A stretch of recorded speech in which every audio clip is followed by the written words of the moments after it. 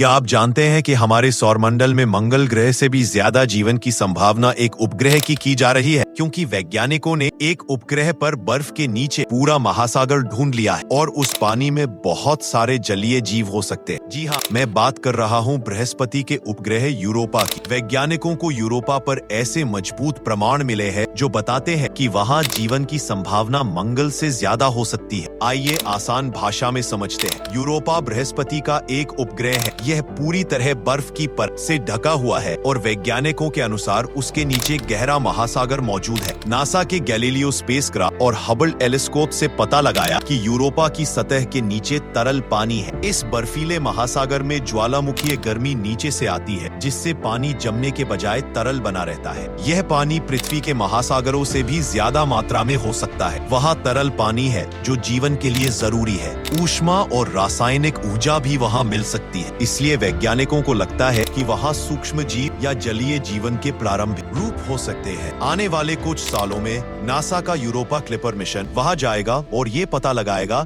कि क्या सच में वहाँ जीवन मौजूद है। यूरोपा क्लिपर मिशन नासा का एक बहुत बड़ा और महत्वपूर्ण अंतरिक्ष मिशन है, जिसका लक्ष्य है ये पता लगाना कि बृहस्पति के उपग्रह यूरोपा पर जीवन की संभावना है या नहीं। यूरोपा क्लिपर मिशन नासा का एक बहुत बड़ा और महत्वपूर्ण अंतरिक्ष मिशन है, जिसका लक्ष्य है ये पता लगाना कि बृहस्पति के उपग्रह यूरोपा पर जीवन की संभावना है या नहीं। इस मिशन में ये क्लिपर बर्फ के नीचे महासागर का अध्ययन करेगा। ये पता लगाना कि उसमें पानी, नमक और जैविक यौगिक ऑर्गेनिक कंपाउंड्स है या नहीं। और ये ऑर्बिटर यूरोपा की सतह और बर्फ की परत का अध्ययन करेगा, उसकी मोटाई, दरारें और सतह की बनावट को जानेगा, जीवन के संकेत खोजेगा और देखेगा कि क्या वहाँ जीवाणु या सूक्ष्म जीवों जैसी परिस्थितियां मौजूद हैं। ऊर्जा और रासायनिक तत्वों का अध्ययन करेगा ताकि समझा जा सके कि वहाँ जीवन के लिए जरूरी रासायनिक प्रतिक्रियाएं होती है या नहीं। ये कोई लैंडर नहीं है, बल्कि एक ऑर्बिटर है।